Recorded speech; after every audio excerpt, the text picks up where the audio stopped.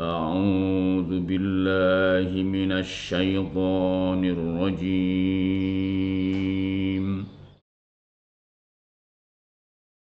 بسم الله الرحمن الرحيم.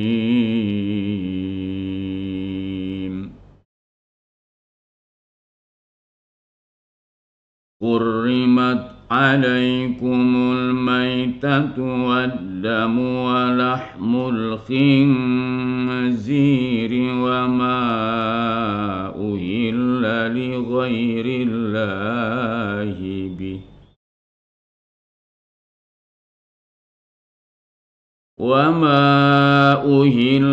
لغير الله به والمنخنقة والموقوذة والمتردية والنتيحة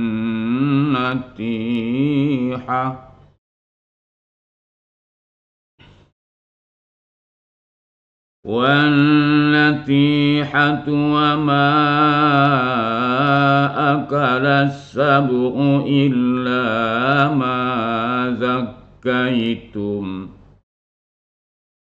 وما ذبح على النصب وأن تستقسموا بالأزلام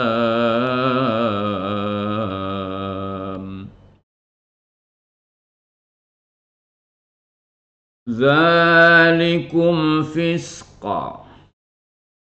اليوم أكملت لكم دينكم وأتممت عليكم نعمتي ورضيت لكم الإسلام دينا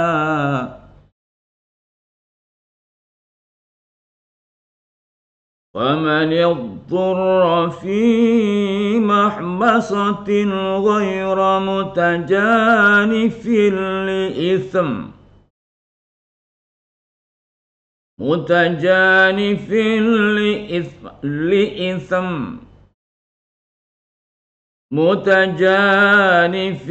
لإثم فإن الله غفور رحيم.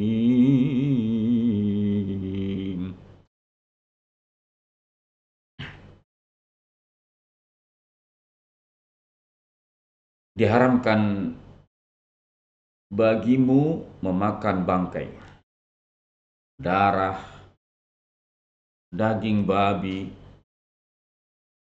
daging hewan yang disembelih atas nama selain Allah, yang tercekik, yang dipukul,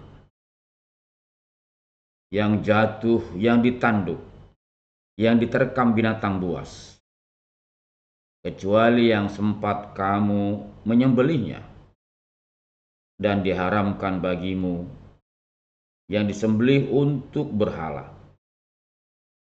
Diharamkan juga mengundi nasib dengan anak panah. Mengundi nasib dengan anak panah itu adalah kefasikan. Pada hari ini, orang-orang kafir telah putus asa untuk mengalahkan agamamu. Sebab itu janganlah kamu takut kepada mereka, dan takutlah kepadaku. Pada hari ini telah kusempurnakan untuk kamu agamamu, dan telah kucukupkan kepadamu nikmatku, dan telah kuridhoi Islam itu jadi agama bagimu. Maka barang siapa yang terpaksa karena kelaparan tanpa sengaja berbuat dosa, sesungguhnya Allah Maha Pengampun lagi Maha Penyayang.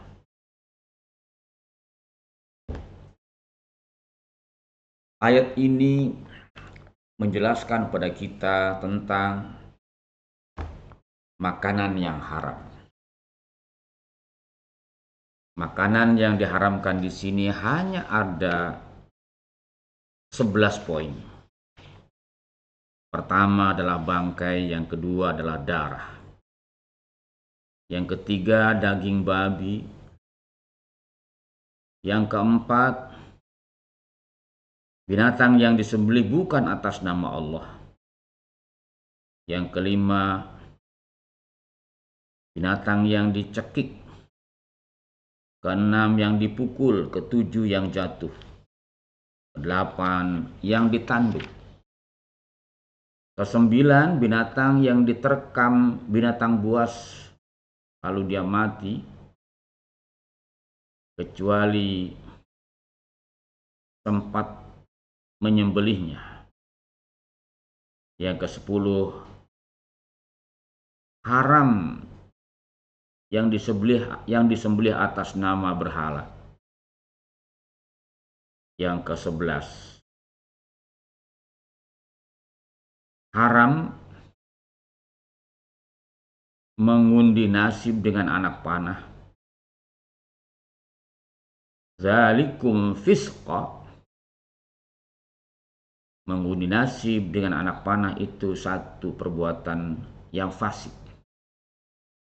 Oleh karena itu, pada hari ini orang-orang kafir telah putus asa untuk mengalahkan agamamu. Maka janganlah kamu takut kepada mereka, dan takutlah kepadaku. Pada hari ini telah kusempurnakan untukmu agamamu, dan telah kucukupkan untukmu nikmatku, dan Islam adalah agama yang aku ridhoi untuk kamu. Maka barang siapa yang terpaksa karena kelaparan, bukan karena ingin berbuat dosa, maka sesungguhnya Allah Maha Pengampun lagi Maha Penyayang. Ayat ini jelas menjelaskan kepada kita bahwa yang haram itu sedikit. Di ayat ini kurang lebih 11, sedangkan yang halal tidak terhitung. Di ayat ini menjadi ujian bagi orang-orang yang beriman. Taat enggak terhadap hal-hal yang dilarang ini. Kenapa? Karena yang halal bukan ratusan lagi, ribuan.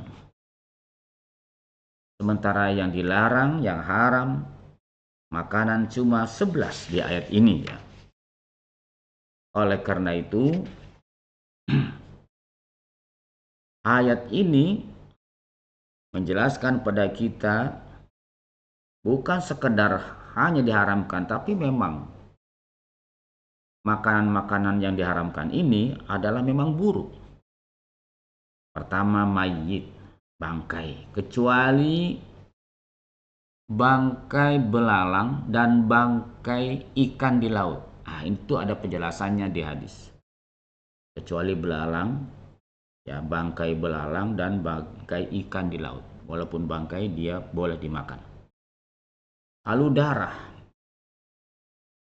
Ada orang yang menampung darah. Darah ditampung sehingga darah itu menjadi keras, lalu dibuat semacam kue agar, begitu diiris-iris, lalu dimasak, lalu dijual. Bahkan dimakan sendiri. Nah, jelas darah itu adalah kotor. Darah bisa membuat penyakit, bisa menjadi penyakit. Yang ketiga, daging babi. Ini ujian. Walaupun konon daging babi itu daging yang sangat enak, tapi Islam mengajarkan kepada kita bahwa daging babi itu adalah haram. Nah, ini adalah ujian. Bisa jadi antara lain adalah daging babi itu adalah karena daging babi itu, karena makanan itu membawa karakter ya terhadap orang yang memakannya. Karena babi sering makan apa saja ya, apa saja yang dimakan, walaupun bisa jadi ada babi yang dipelihara, makanannya bisa jadi makanan yang sudah dipilih tidak makanan kotor, tapi dia membawa sifat yang kurang baik, sehingga akan berpengaruh terhadap orang yang memakannya. Selain itu, kita tidak tahu apa yang lebih esensial lagi, kenapa daging babi diharamkan, dan ini juga antara lain sebagai ujian. Kemudian yang keempat adalah wa ma uhilla li ghairillahi bih. Daging hewan yang disembelih bukan atas nama Allah, atas nama berhala, atau atas nama yang lain selain Allah. Itu juga diharamkan, umpamanya kita menyembelih hewan atas nama setan, atau atas nama setan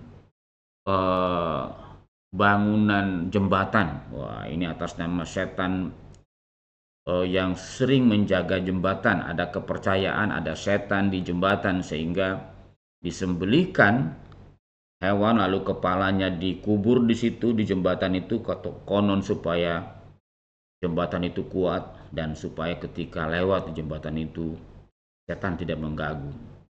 Nah, itu adalah diharamkan oleh Al-Quran, oleh Islam. Yang kelima adalah binatang yang dicekik lalu dia mati, ya. Jadi matinya dicekik. Ayam, bebek, walaupun dia binatang yang halal, tapi kalau dia matinya dicekik atau tercekik, maka dia juga termasuk yang diharamkan walaupun itu binatang yang halal, tapi caranya itu haram. Kalau caranya dicekik, binatang itu menjadi haram. Yang keenam, yang dipukul. Ada manusia tega untuk makan binatang. Binatang itu tidak disembelih tapi dipukul sehingga darahnya tidak keluar, disiksa, ya. Dipukul itu juga haram. Kenapa? Islam mengajarkan kalau kita mau memakan daging hewan, apakah itu ayam, bisa jadi bebek, bisa jadi kambing, itu harus disembelih lebih dahulu dengan pisau yang tajam. Dan bahkan ada etika, tidak boleh alat pemotong itu diperlihatkan kepada binatang tersebut. Karena dia juga tahu kita bawa alat itu. Nah, sehingga bisa jadi ada binatang tahu bahwa dia akan disembelih, ada yang sampai lari binatang itu, dia takut. Nah, kemudian yang ketujuh, binatang yang jatuh dari gunung atau jatuh ke sumur, ya, lalu mati dia, itu juga diharamkan. Kemudian yang ditanduk, mungkin dia berkelahi lalu kena tanduk lalu mati, lalu dipotong padahal sudah mati, begitu, itu juga diharamkan. Yang kesembilan, yang diterkam binatang buas. Ya, binatang buas, umpamanya dia terekam oleh anjing atau oleh harimau, lalu dia sudah mati, belum sempat dia menyembelihnya, itu juga diharamkan. Kemudian yang ke-10, haram yang disembelih atas nama berhala. Oh, ada orang yang menyembelih binatang atas nama berhala. Berhala Latta, Uzza, Manan. Nah, itu juga diharamkan, bukan atas nama Allah.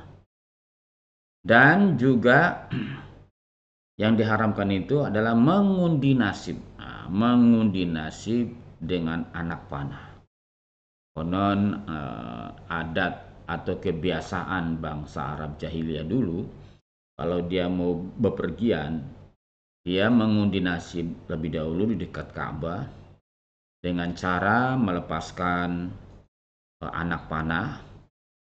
Kalau anak panah dilepaskan ke kiri, maka tidak jadi dia bepergian. Kalau dilepaskan itu ke kanan, dia bisa jadi bepergian, dan seterusnya. Jadi dia punya kode sendiri. apakah boleh atau tidak bepergian dengan cara melepaskan anak panah. Allah mengatakan dzalikum fisqa. Perbuatan itu adalah perbuatan fasik. Apa itu fasik? Termasuk orang Islam yang banyak berbuat dosa. Fasik itu banyak berbuat dosa. Nah, setelah turun ayat ini sebagai penjelasan tentang hal-hal yang diharamkan oleh Allah Subhanahu wa taala, ayat berikutnya, al-yauma ya'isal ladzina kafaru min dinikum wala takhshawhum wakhshawni. Pada hari ini orang-orang kafir telah putus asa. Jadi ini ayat terakhir turun kepada Rasulullah, ayat-ayat terakhir menjelang Rasulullah akan wafat. Nah, ini bahwa agama ini luar biasa, menjelaskan secara detail hal-hal yang dilarang, hal-hal yang dibolehkan. Maka kata Allah, fala takhshawhum wakhshawni, maka janganlah kamu takut kepada mereka, takutlah kepadaku. Lalu Allah menjelaskan lebih jauh, pada hari ini telah kusempurnakan untuk kamu agamamu dan telah kucukupkan kepadamu nikmatku dan telah aku ridhoi untuk kamu Islam menjadi agama. Nah, barang siapa yang terpaksa karena kelaparan, satu saat kita sedang bepergian, tidak ada makanan apa-apa, kecuali ada makanan-makanan tadi yang diharamkan. Jadi ada binatang yang masih segar tapi tidak sempat disembelih. Nah, lalu kita makan sekedar untuk menyambung nyawa. Islam membolehkan. Ya, Islam membolehkan makan daging babi, umpamanya di satu tempat kita mau mati. Nah, tanpa itu mati kita. Islam membolehkan sekedar untuk menyambung nyawa. Kenapa? Karena nyawa lebih mahal daripada daging babi atau yang lainnya. Jadi nyawa dalam pandangan Islam itu mahal. Dan nyawa yang mencabut jangan karena lapar, tapi karena memang sudah waktunya kita wafat.